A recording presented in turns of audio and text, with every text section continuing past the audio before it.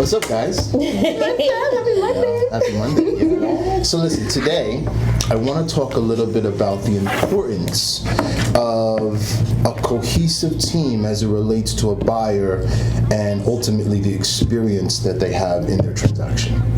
This is important, and this is actually happening real time, which is why I felt it would be a great Realtor Roundtable talk.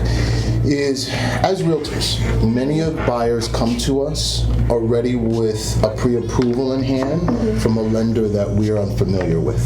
And that's totally okay because no one can dictate who a buyer uses to originate their mortgage, correct? Correct. Okay.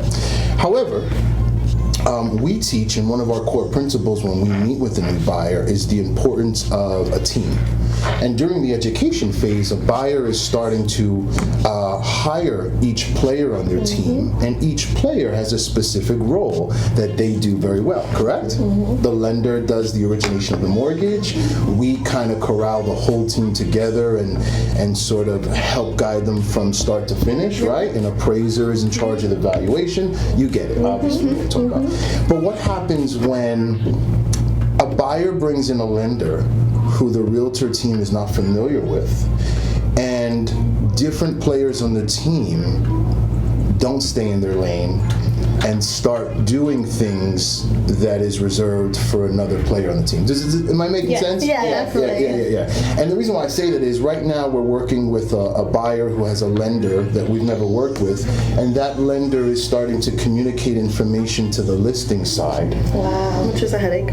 Without going through us first, which ultimately can jeopardize the buyer's escrow or saying something that maybe we didn't want to reveal yet in the transaction. Exactly. Correct. Makes sense? Yeah. Have you guys dealt with this before with buyers that you've worked with? Yeah, definitely. And it really hinders the whole process for us. Our job is to make sure we're communicating and thinking a step ahead. Sure. And when the lender steps in before we can communicate to the buyer where things are at or how things are going, it kind of adds a ripple effect in the process. Yeah. So I've seen it happen a couple times, and it does hurt the transaction for the buyers as well. Right. They get overwhelmed when things are told to them before they need to know about it.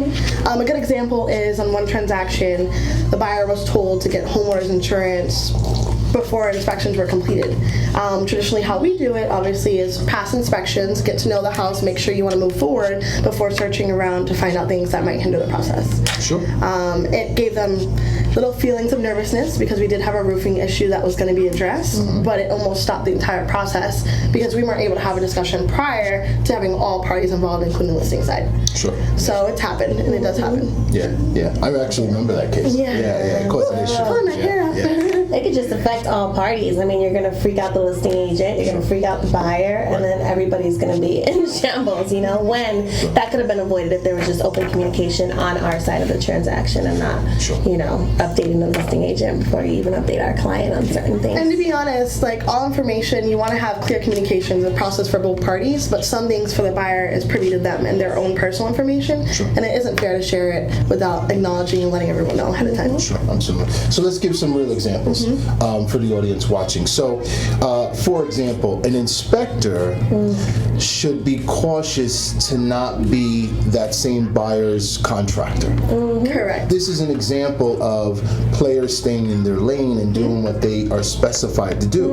Why is that? Well, maybe this is the first time you're using that inspector. You found him on Google. He also told you he's a contractor, and maybe there's not enough trust built in, or he wasn't referred from other parties, and there could be a conflict of interest. Exactly. Right? That's an example. Another example is a title company wanting to get involved in the valuation of a home and wanting to know information that maybe we're not ready to share at that appropriate time because we need to do things in a specific manner or whatever, how we're guiding the client. Another one is a lender who's very involved with their buyer, and that's fantastic, but then they get involved in talking to the borrower about inspections. Exactly. Right? Hurts my heart. Yeah. So these are examples of, we believe players on the team should stay in their lane, and I think the buyer benefits when each player on the team actually has a cohesive working relationship with each other as best as possible, because the better that cohesive relationship is, ultimately will convey a better overall experience, in my opinion. Exactly.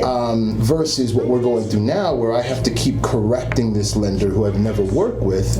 It causes friction. Yeah, absolutely. Please be careful in what you're sharing with the listing agent. Please be careful how you're communicating to the title company until you check with us first. Things like that, right? There's just a lot of background knowledge that sometimes each party isn't aware of, and they specialize in that field, so it is important, like you said, staying in lane. Yeah, understood. Yeah.